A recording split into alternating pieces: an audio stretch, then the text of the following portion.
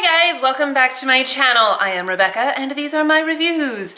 Okay, so if you have been with me for a while, you might know that I like to try to keep things positive. Not to say that I always love everything, but I don't ever trash products. It's not my style. But today, I have some products that just did not work for me. That doesn't mean that they won't work for you, it just means they did not work for me. So, these are my disappointing products. Okay, so let's go ahead and start with probably the oldest thing in my box. This is from Juice Beauty, and this is the green apple peel, and this is the sensitive version.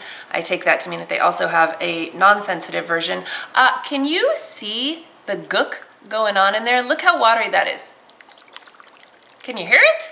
I mean, come on. So that happened after one use. When you first get it, you open it up and it's like a creamy product, you know, and you put it on and it worked fine, I guess. It wasn't bad by any means. But then the next time you go to use it, even if it's like only a couple of days later, it has turned to liquid. There is something funky about this mask. It does not keep its form. In fact, I got a sample in a little tube from Birchbox or somebody, and it came out super runny, and I was like, what is this?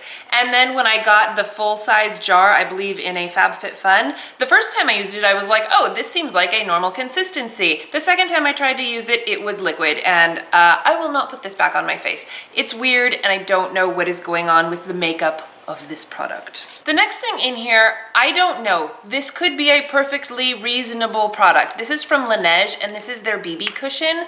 So it's, you know, just like all the foundation cushions that we've been seeing, you know. My problem with Laneige in general is that their stuff is so strongly scented that I cannot handle it. And I don't like the scent. You know, maybe if I liked the scent, it wouldn't be so bad, but it just smells awful to me. And this, I put it on and I expected the scent to kind of fade after a while. An hour later, I was still gagging and I had to take it off. I couldn't deal. So it, you know, I don't even remember how it performed on my skin because I could not stand the scent of it. I don't like scented things on my face in general, and that one was like, ugh. Then I have these two setting mists. I was so excited when they came out with these, and the companies came out with these around the same time. This one is from Supergoop, and this is the Defense Refresh Setting Mist with Rosemary. And then this one is from COOLA. Gosh, it's all rubbed off. It is a makeup setting spray with SPF 30 in it. This one is SPF 50, this one is SPF 30. They're both terrible. I hate them. Now, in theory, they seem like they would be such a great idea, especially in the summertime, you know, when you're out in the sun all day, you do need to reapply your sunscreen. You just do. I mean, even if you put it on in the morning, it's not going to last you all day, especially if you're out at the beach or swimming or something like that at your kid's soccer game, whatever it is you do in the sun, you do need to reapply your sunscreen. And when you've got a full face of makeup, you don't exactly want to just slather it on, you know what I'm saying? So a setting mist with sunscreen in it is genius. This is terrible though. First of all, they are both chock-a-block full of alcohol, and I know a lot of setting sprays have alcohol in them because alcohol does help keep your makeup in place. However, it is highly irritating to your skin, and if you do have sensitive skin, which of course I do, alcohol just burns my face, literally burns my face, and it turns bright red and it's awful. So I can't really use them because of that. Plus, they have like funky ingredients in them so that they smell really bad. In fact, I think both of them have peppermint in them or something, which is supposed to be, you know, refreshing. It's not. It's just irritating and drying, and I couldn't deal with either of these. I'm so sad about it. My mom has this spray-on SPF. It's not a setting spray, it's just a spray-on SPF. I'll have to find out what that is because she loves it, and that to me sounds like a brilliant idea. Okay, moving on. I have a couple of mascaras. This one is from Smashbox. This is the X-rated mascara. This has fibers in it. Big, terrible fibers, and I cannot use this without it completely tearing apart my eyes.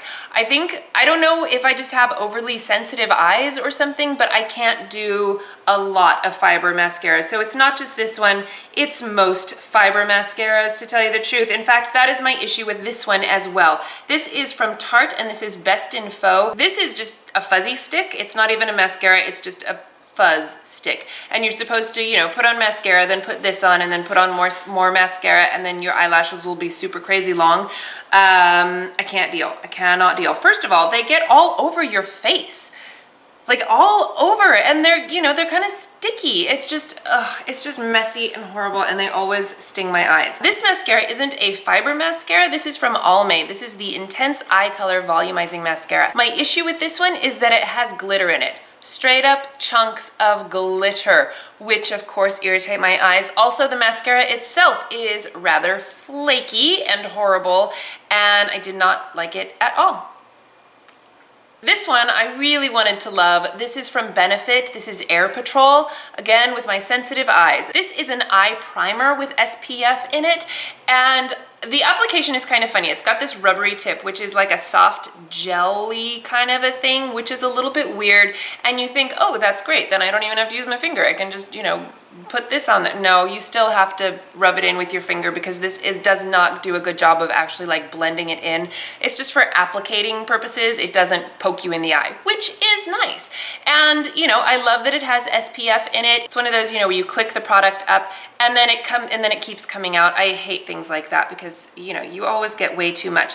It does have a fair amount of pigment, if you can see that. So, and I do like eye primers with pigment. I think it's just nice to have them, you know, cancel. Look, it's still freaking coming out.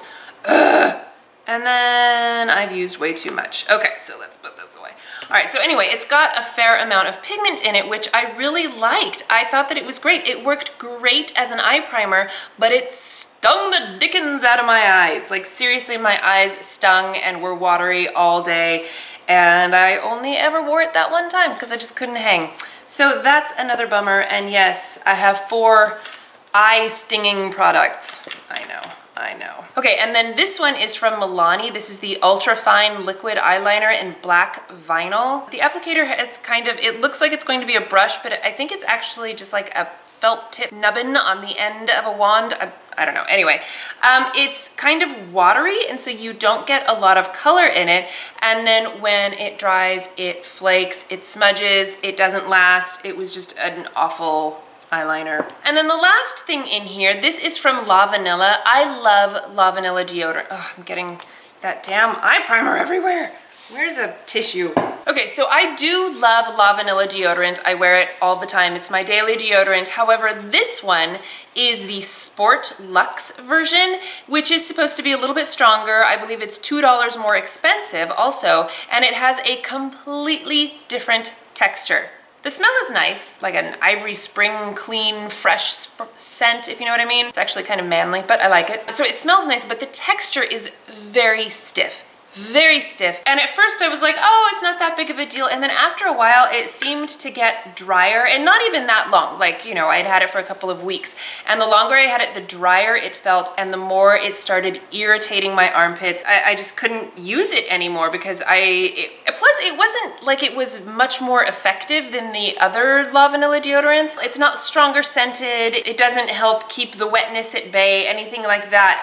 It's just, I don't get it. It's a totally different texture, and it did not work for me. So I would not recommend this one from Lavanila, but every other one from Lavanila I totally recommend. I love their deodorants. And that is it. Those are my disappointing products. So see, not too much stuff. So let me know if you guys have tried any of this stuff and what your thoughts on it were. I'm sure that some of you will be like, what, you didn't like that? That's my favorite product. And then I'll be like, oh, sorry, I don't know. And also, what are your terrible things that you've tried and then ended up hating? That way I can steer clear of them, right? All right, well, thank you guys so much for watching. Please give this video a thumbs up and share it with your friends. Don't forget to subscribe to my channel if you haven't already, and I will see you in my next video. Bye!